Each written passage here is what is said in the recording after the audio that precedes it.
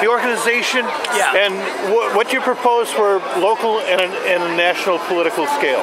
Okay. So my name is Jim Dean. I'm the chair of Democracy for America. It is an organization founded by my brother Howard Dean, and it has 1 million members, including 12,000 members here in the great city of Chicago. We are here to support the work that our members are doing for both races for alderman and mayor in the city of Chicago.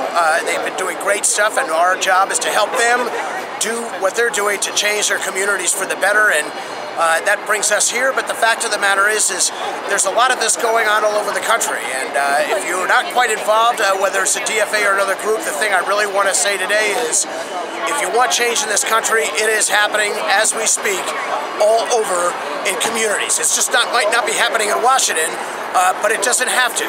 We can make it happen at home, and you're seeing a lot of very good work done in healthcare, campaign finance reform, education, and different ways to help those who are in underserved communities, and they're working, and it's just a different deal, and eventually they'll get it in DC or in other centers of power with our help, whether they like it or not. Thank you. And in your comments today, you brought up the specter of bankruptcy in Detroit. Yep. And what is happening with America's urban centers that are failing financially that we can rectify with political action? Well, sure. First of all, we need a grown-up discussion about taxes. They just had one in California, by the way, a couple of years ago when the state was on the verge of bankruptcy. It now has a surplus, and they're restoring funding for education and a lot of other initiatives, and in fact have some money to deal with this horrible drought situation that they've got. That's because they had a grown-up discussion on taxes where the voters actually voted in tax increases. But the biggest thing that we've got to talk about here is good government. This government was not created for members of the investment banking community. You'd think it was if you talk to one of them, but that's not quite the case.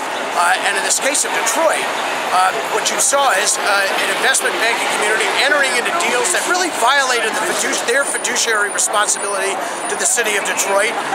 Collateralized debt obligations, the same kind of thing that the mayor is doing right now here in Chicago. That brought the city of Detroit to its knees, to bankruptcy. Out of that came not only a lot of foreclosure activity, but property abandonment, simply because they had to cut off water and electricity to these things. Not surprisingly, those abandoned properties have been bought up by big hedge funds and investment banks. And not surprisingly, in all of this bankruptcy, they still found $450 million to give to the Detroit Red Wings so they could build a huge real estate development, of which the investment banks that have been able to get this property for next to nothing for free. This is self-dealing.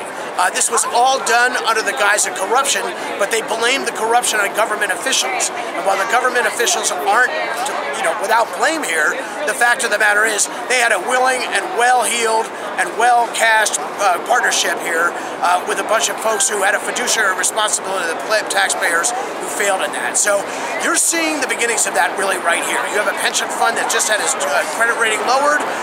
You have a mayor that has entered into 4 of these collateralized debt applications that put the taxpayers at great risk. And the possibility of a pension bankruptcy, which is going to be disruptive to everybody here in the city of Chicago. And you've really got to ask the mayor here, what is the end game? What are we going to do here? Are we just going to simply slowly drive people out of these neighborhoods and hope they go someplace else, like that nice detention center downtown? Or are we actually going to invest in these neighborhoods, as we should be doing, and creating jobs through those investments in rail and in high-speed internet access and all of the other things that have been very successful around the country towards turning areas of poverty into areas of productivity with productive citizens. That's the question that has to be asked of the mayor. I don't think he's given that answer, so as long as he's not going to do that, we might as well get another mayor in there, and that mayor would be Chewy Garcia. And just quickly, you mentioned the pension debacle here in the state and in the city, the councils. We like to say here in Chicago, Karen Lewis, the head of the teachers union, has told us that we don't have a pension crisis, we have a revenue crisis, and you touched on tax reform. That's absolutely true, and I want to call attention actually to this sort of time-honored trickle-down economics idea where if you give a business tax breaks, in other words, force the other taxpayers to make up for a tax revenue, that business will hopefully come in and create more jobs. That hasn't really happened. It does create short-term construction jobs that would actually be far longer term and far more lucrative if they were actually building rail and improving our transit system and improving and building schools. But these are short-term jobs for big luxury condos. You have the mayor giving tax breaks, in other words, lost tax revenue, to companies that openly do not pay their employees enough money to live here in the city of Chicago. Marriott would be a very good example of that.